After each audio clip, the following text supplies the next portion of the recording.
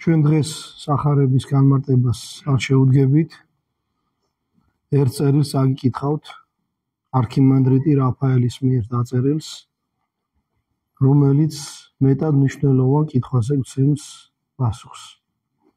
ეს კითხვა ხშირად ისმევა, ხშირად ეკითხებიან მოძღვრებს ამას, სამწუხაროდ ზოგიერთი მათგანი იმას არ ამბობს, ან ვერ ამბობს, რაც არის ეკლესიის სწავლება და ამბობს ისეთ რამეს, რომელიც არის ეკლესიისგან სარიეთოდ უცხო. როგორ შეიძლება უნათლავ ჩვენთა ბედის შემსუბუქება? შეიძლება თუ არა ეკლესიაში უნათლავი ჩვილებისათვის ლოცვა? ეს თავისთავად მწვავე და ტკივილით ახსავსე საკითხია. მაგრამ განსაკუთრებით ტრაგიკულია ის მათთვის, ვინ ჩვილთა მკვლელობა ჩაედინა. შემდეგ ეკლესიაში მოვიდა და ამ ცოდვას ინანებს. ნუ თუ ჩვენი შვილი სამუდამოდ დაიღუპა, ნუ თუ არ არსებობს მისი დახმარების არავითარი საშუალება, კითხულობენ ეს ადამიანები. მოძღვარი მათ ეკლესიის კანონებს უხსნის, ეუბნება, რომ ნათლისღების გარეშე ცხონება შეუძლებელია. მაგრამ ეს არ ამსუბუქებს ამ ადამიანებისთვის ტანჯველ მდგომარეობას. როცა სასოწარკვეთილებას აუსრულებელი იმედი წვლის და ისინი მღვდელს მუდარით შეხურებენ, თითქოს მას დახმარება შეეძლოს, თუ კი მას მოისურვებს. ამ ადამიანური ტკივილის წინაშე ზოგი მღვდელი უკან იხევს, ვერ უძლებს მწუხარე ქალის მზერას, რომელიც დაკარგული დედობით გამოწვეული ნაღვლითაა სავსე და იწყებს მის დამშვიდებას აპოკრიფული თხზულებებით. მღვდელი თანაღმწნობის გამო ცრუობს, ან თავს იმით იმართლებს, რომ ძლიერი ტკივილისას ექიმი ავადმყოფს, მორბს აძლევს ტკივილის გასაყუჩებლად. ზოგჯერ კი თავადაც ცდილობს დაიჯეროს, რომ შეიძლება უნათლავი ჩვილების ცხონება და ამისთვის ლოცვით მიმართავს წმინდა მოწამე უაროს, ან იხსენებს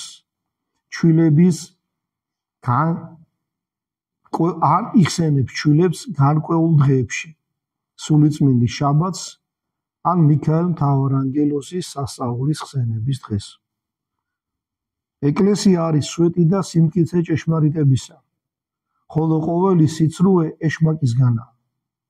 ასეთ მშობლებს უნდა ვუჩვენოთ გზა, რომელიც სასოწარკვეთილებასა და ცრუ იმედს შორის გადის და ვასწავლოთ, როგორ შეუმსუბუქონ ჩვილს მისი საიქიო ცხოვრება. პირველ რიგში საჭიროა იმის გაცნობიერება და მიხვედრა, თუ რატომ არ იხსენებს ეკლესია თავის ლოცვებში მოუნათლავ ადამიანებს და რატომ არის იგი ამაში ასეთი კატეგორიული. პასუხი ერთია, სიყვარულის გამო. ეკლესია იმიტომ არ იხსენებს მოუნათლავ ადამიანებს, რომ მათდამი სიყვარული აქვს. საეკლესიო ლოცვის მადლი, რომელსაც ვერ გაითავისებს მოუნათლავი ადამიანი, მხოლოდ ამძიმებს მის ტანჯვას. შენ რომ მისთვის ლოცულობ, დატანჯავ და რო არ დატანჯო და გიყვარს, ამიტომ არ ლოცულობ. გაუთავისებელი მადლი ერთგვარად ადამიანის წინააღმდეგ მოქმედებს. დაკარგულის განცდა მისთვის განსაკუთრებით საგრძნობი და მძაფრი ხდება. ადამიანის სულიერ მდგომარეობას და მის მიერ მადლის მიღების უნარს უნდა შეესაბამებოდეს მისდამი აღვლენილი ლოცვა. ამ საკითხს მეტაფიზიკური მხარეც აქვს, რომელსაც ჩვენ აქ არ შევეხებით.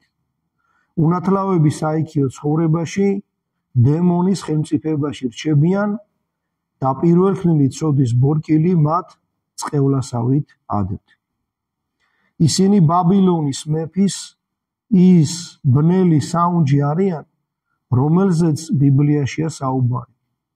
მოუნათლავისათვის წესის აგება და გალობა მართალთა თანა განუსვენე, ცრუობა და ამ ადამიანთა სულებზე დემონის ძალაუფლების გაძლიერება.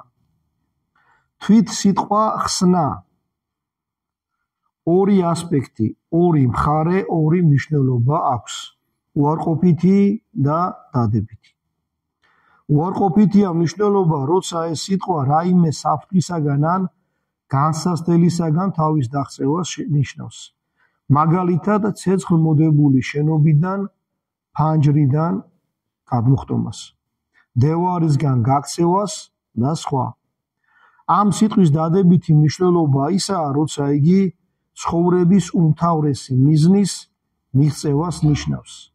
ხსნა ანუ ცხოვრება ღმერთთან საიდუმლოდ ყოფნა. მოუნათლავისათვის ხსნა ამ სიტყვის პირველი მნიშვნელობით არის შესაძლებელი. მან შეიძლება თავი დააღწიოს გენიის ტანჯვას, ანუ მიიღოს შვება.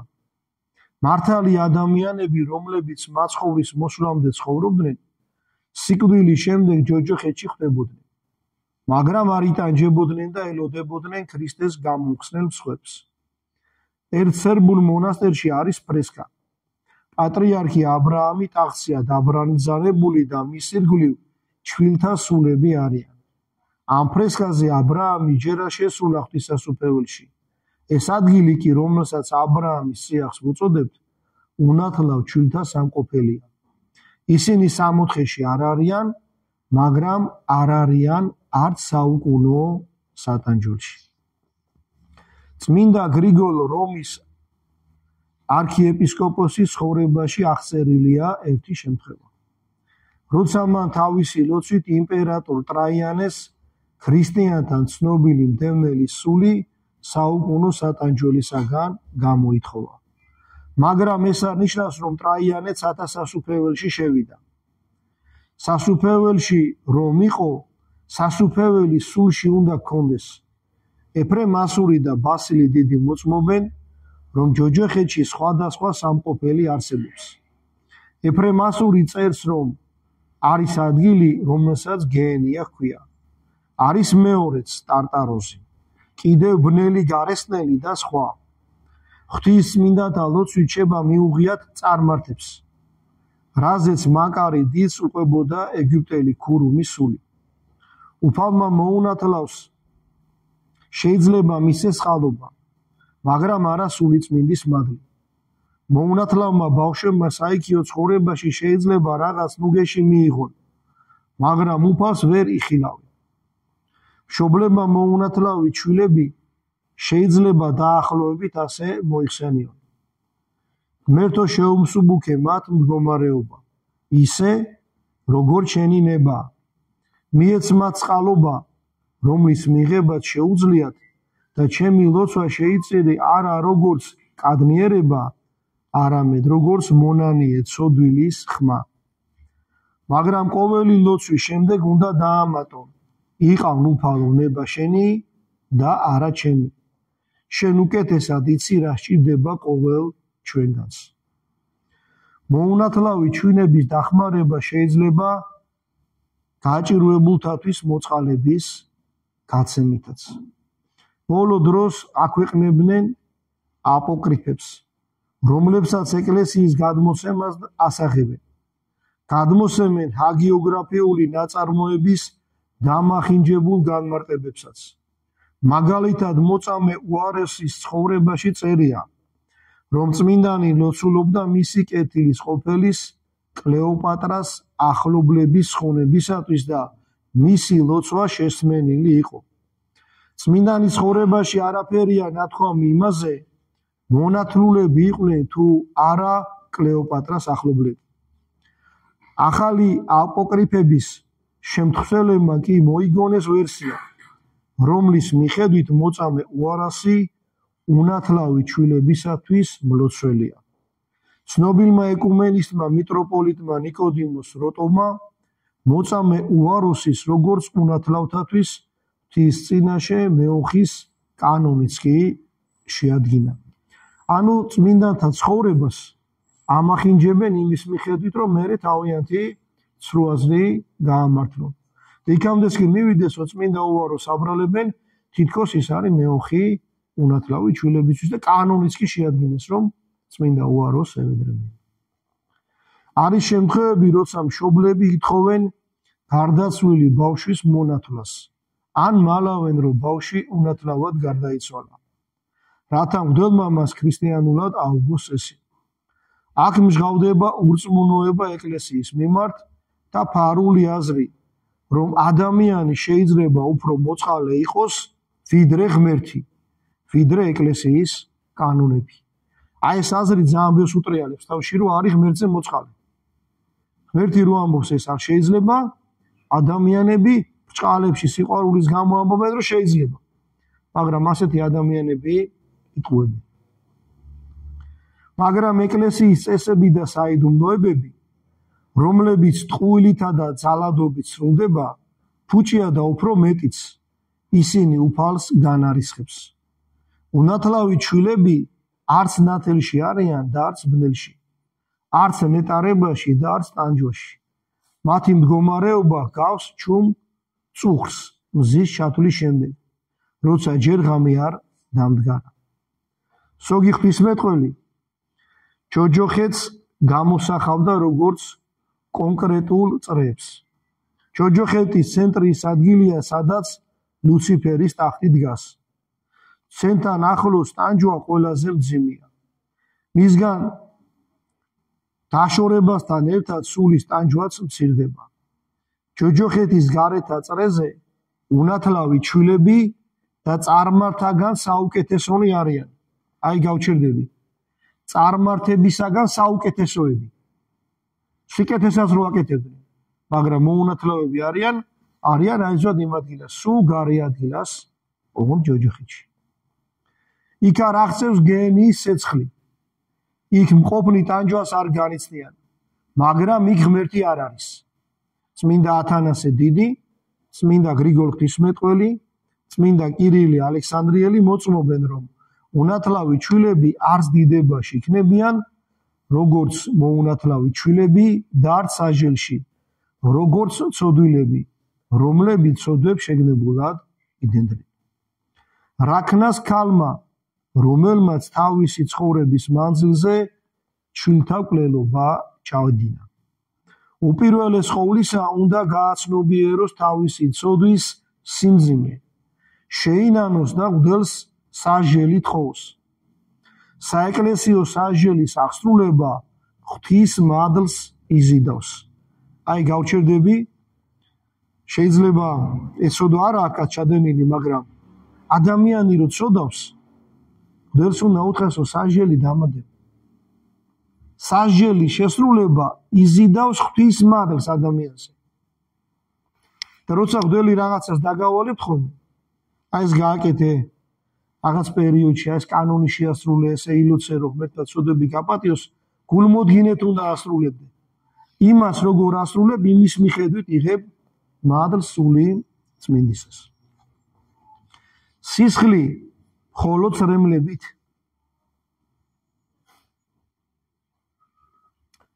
ჩამოირეცხება. ძველ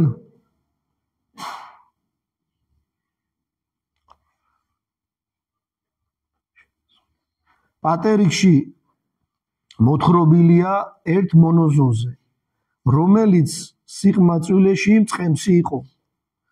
ერთხელ იგი უკაცურ ადგილას ფეგძიმე ქალს შეხვდა. ეშმაკმა გულში ჩაუდო აზრი, ენახა როგორ იმყოფებოდა ბავშვი ქალის მუცელში და მანაც ქალს მუცელი გაუჭრა. შემდეგ ჩადენილი დანაშაულისაგან ელდაეცა, მაგრამ სასოწარკვეთილებაში არ ჩავარდა. უდაბნოში წავიდა და 8 წლი იტვირთა. თან ღვთისა და მეუდაბნოე მამების წინაშე თავისი ცოდვას ინანებდა. იგი დღედაღამტიროდა, რადგან სულ ახსოვდა ჩადენილი ორი მკვლელობა. წლები გავიდა. უფალმა მის სულიერ მოძღვარს გაუმხილა, რომ მონანუს ქალის მკვლელობა შეუნდო და უბრძანა ეს მისთვის ეთქვა. რამდენიმე წლის შემდეგ უფალმა კვლავ გაუმხილა ბერს, რომ შეუნდო ჩვილის მკვლელობაც, რომელიც უფრო მძიმე ცოდვა იყო, რადგან ჩვენი უნათლავა დაიღუპა. მაგრამ უბრძანა არ გაემხილა ეს, რათა მონანულ მონოზონს სინანულის ღვაწლი არ შეესუსტებინა. ნახეთ როგორი საოცარი ამბავია, რომ მოკლა ქალი, რომ შეუნდო ღმერთმა მოძღვარმა გაიგო ეს და ღვთისგან გაიგო და უთხრა, ღმერთმა დაავალა უთხარიო და უთხრა, წლები რომ გავიდა იმ ჩვილის სიკვდილით შეუნდო, მაგრამ ეს არ უთხრაო, რომ სინანული არ შეესუსტებინა მონაზონს. ვისაც ასეთი ცოდვა აქვს ჩადენილი, რწმენა უნდა კონდეს, რომ ღმერთი შეუნდობს, მაგრამ არასოდეს არ უნდა დაივიწყოს და მთელი ცხოვრება. შეიძლება ესეც ითქვას, ბოლო ამოს უთქვამდე უნდა ახსოვდეს და ნანობდეს აი ამ ცოდვას. შვილთა მკვლელებს ორი უკიდურესობის უნდა ეშინოდეთ და ეს არის: პირველი, საკუთარი ცოდვის გამართლება, საკუთარი დაცვემის სიღრმეზე თვალის დახუჭვის მცდელობა, საკუთარი სინდისის მოტყუება. მკვლელობა ნების გარეშეც თუ მოხდა, უნდა გახსოვდეს, რომ უნებლიე ცოდვები ადრე ნებსით ჩადენილი ცოდვების შედეგი ან მაგათ გამოსაჟელია. აი ესეც უნდა დავიმახსოვროთ, ხანდახან კაც უნებლიეთ რაღაც შეემთხვევა ცოდვა. იმიტომ რომ ადრინდელი ჩადენილი ცოდვების გამო მოუვლინა ღმერთმა მერე ისაჟელი. და ესეთი წესი არის ეკლესიაში, ადამიანს მუცელი რომ ისეც მოეშლება, აი თავისით ხო არის რომ ხანდახან მოეშლება ქალს მუცელი. 40 დღე ტაძარში არ შედის დედაკაცი და კანონს ასრულებს. არ უნდოდა ეს ჩაედინა, მაგრამ რადგან ეს მოხდა, ეკლესია მაინც ეუნება რომ სინანულში იყოს. იმიტომ რომ უნებლიე ცოდვები, რომელიც ადრე ქონდა ჩადენილი, უნებლიე ცოდვები ადრე ჩადენილი, შეგნებულად ჩადენილი ცოდვების გამო ხდება და ამიტომ ამბობს ეკლესია ამას. რა თქმა უნდა, ისინი უფრო მსუბუქია, ვიდრე შეგნებულად ჩადენილი ცოდვები, მაგრამ მაინც სინანული და განწმენდა სჭირდება. მეორე, უნდა ეშინოდეს ასევე სასოწარკვეთილების, მოწყინების უკიდურესი ხარისხი, გამოუვალობის მდგომარეობა. ადამიანს ეჩვენება, რომ ვეღარ ცხონდება ცოდვის გამართლებასაც და სასოწარკვეთილებას ადამიანი ერთ შედეგამდე მიხავს. ადამიანი კარგავს სინანულს, სულიერი აღორძინების ერთადერთ გზას. აქაც მინდა გავჩერდე, რომ ეს თავარი მომენტი არ გაგვეპაროს. ნებისმიერ ცოდვაში, არა მარტო ამ ცოდვაში, არ შეიძლება თავის გამართლება და არ შეიძლება უიმედობაში ჩავარდა. თავის გამართლებაც და უიმედობაში ჩავარდნაც ადამიანს აკარგინებს სინანულს. და სინანული, როგორც ახლა წავიკითხეთ, არის სულიერი აღორძინების ერთადერთი გზა. კაცი რო ფეხზე წამოდგეს, უნდა ქონდეს სინანული. და სწორედ ამიტომ ადამიანს რო ეუბნები, ნუ ცოდა, ამას ნუ აკეთებ. მოძღვარი რო ეუბნება, ხშირად ბოროტდებიან მოძღვებზე. განიკითხავენ, ცილსწამებენ, რაღაცებს იგონებენ, რომ ის კაცი, ვინც სიმართლეს ეუბნება, მისი სიმართლე გააქარწყლოს, თითქოს აბრალებს. თითქოს იმას არ ეუბნება, რასაც უნდა ეუბნებოდეს.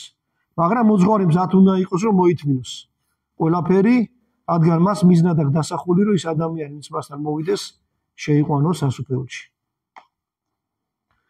მშობლების სინანულს მოკლული ბავშვის სულისათვის რაღაც შვება მოაქვს. რადგან მშობლებსა და შვილებს შორის რჩება უხილავი კავშირები. სინანული ღვთისწყალობას იზიდავს მთელ ოჯახზე და განდევნის უხილავ დემონურ ბნელს, რომელიც ხამიანი ღრუბელივით ფარავს ყველაფერ სახში, სადაც მკვლელობა იყო ჩაფიქრებული. მაგრამ სინანულთან ერთად აუცილებელია იმ გადაწყვეტილების მიღებაც, რომ ცოდვა აღარ გამეორდება და რითაც კი შესაძლებელია სხვებისათვის დახმარების გაწევა იმაში, რომ მათ ეს დანაშაული არ ჩაიდინონ. აი რა არის ნამდვილი სინანული. გადაწყვეტილება რომ ამ ცოდვას აღარ ჩაიდნენ. და მეორე, ვინც ფიქრობს რომ ეს ცოდვა ჩაიდინოს, ყველანაირად ხელმძღვანელობს რომ ესეთი რამე არ გააკეთოს. ეს ნებისმიერ ცოდვასაც ეხება. სიმთვრალეს, რუშობას, თამაშს, კვლელობას, ქურდობას, ნებისმიერს თუ გაქვს სინანული აღარ უნდა გაიმეორო. ახსარებაზე თუ მოდიხარ და ამბობ რომ იცი რა, აი ესე დამემართა ამის გამო და ვდელი გეუნება რომ მაგას თუ გარიზავ და ეუნები, მაგას ვერ შევასრულებ, შენ სინანული არ გაქვს. იტყუები, მატყუ არა, ადამიანი ხარ.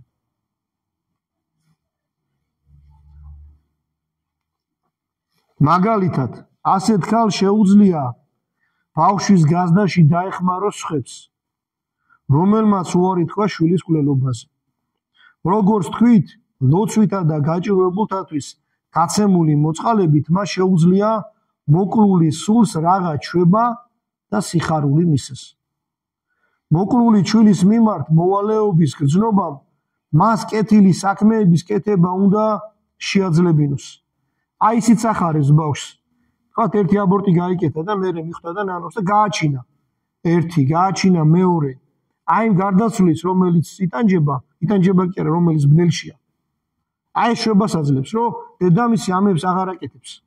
დედამისმა სწორედ ცხოვრება დაიწყო და ძმებს და დებსაც აღარ აგზავნის, იქ არამედ აჩენს.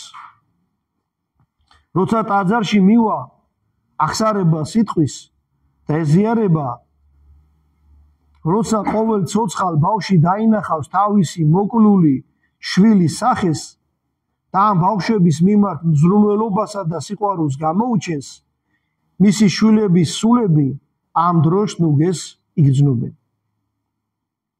ტრებივით უნდა გამდევნოთ სრულ იმედიცა და უიმედობაც. იმ ქვეყნად დედა თავის მოკლულ შვილებს შეხვდება და თუმცა მისი სინანული მათ ნათლისღებას ვერ შეუცვლიდა, მას ამ შეხვედრისას, როგორც უმდიმესი გამოსვლის დროს შეიძლება უთხრა შვილებს.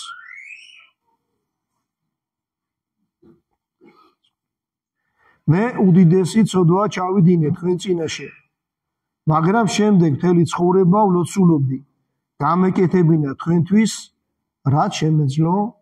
ამინ. აი ესა პასუხი.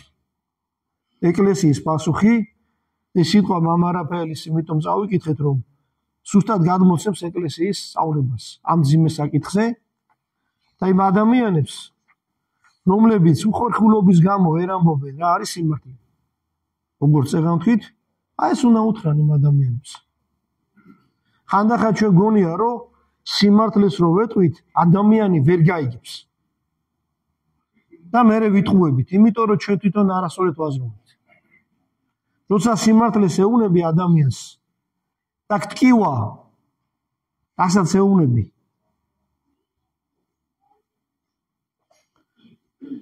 შენთვის რო ეთქვათ ის, აი ესე რო გტკივა და რო ეუნები, ის ადამიანი ხდება შენ რა გულით უთხარი და შვებას იღებს. აი მოიმედობაში ჩავარდნილი ადამიანი, რომელსაც ეუნები, რომ არ არის გამოსავალი, აი მითაც კი შვებას აძლევ, იმიტომ რომ შენ არ მოიტყუე. ოღონდ უნდა გტკიოდეს. უნდა განიცდიდე მის მდგომარეობას და საერთოდ ესე უნდა მოიქცეს კაცი, ყოველთვის ისე უნდა მოიქცეს ხვას, შენ რო იმ მდგომარეობაში იყო, როგორ გინდა მოიქცნე. ღმერთმა ამ საშინელი ცოდვისაგან დაგვიცოს პირველ რიგში, რომ დედემა შვილები არ მოკლან და გააჩინონ. თუ იმეს ეს ჩაუდენია ასეთი ცოდვა, კიდე სინანულით უნდა იცხოვროს. სულ უნდა ახსოვდეს რა გააკეთა და სულ უნდა ევედრებოდეს ღმერთს, რომ ამ ხსოვნამ არ დაავიწყოს ჩადენილი, არ შეასუსტოს სინანული. და ის კიდევ ვის უცნაურად ლაპარაკობს ამ საკითხებზე, განსაკუთრებულად სასულიერო პირები, ერთმა სინანული მისცეთ. დღეს ხსენება არის იონა წინასწარმეტყველისა ღმერთმა გაგზავნა ნინევიაში და უთხრა რომ ნინევია 3 დღეში დაიქცეოდა. მაგრამ ისეთი სინანული აჩვენეს ნინეველებმა ღმერთს, რომ ნინევია არ დანგრეულა. ეხლაც დგას. ამ ქალაქს ეხლა მოსული ქვია. ერახშია. დღესაც დგას ეს ქალაქი. სინანულით უნდა ვიცხოვროთ ყველა ჩვენგანმა და ნამდვილი სინანული არის, რომ აღარ იმეორებ ცოდვას. ცოდვას თუ იმეორებ, შენ სინანული არ გაქვს. ითუმეტეს როცა აღსარებაზე მიხვალ და აღსარებას ამბობ. და გვდელი გეუბნება რომ აი ამ ცოდვამ ჩაგაგდო ამაში და ამას მოდი ნუ გააკეთებ. როეუბნები რომ იცი რა მე მაგას ვერ შევასრულებ, შენ სინანული არ გაქვს. თავს იტყუებ რომ თითქოს ნანობ. ამართლებ ცოდვას, ამართლებ დანაშაულს. ამისგან ღმერთმა დაგვიფაროს ყველანი. ამინ.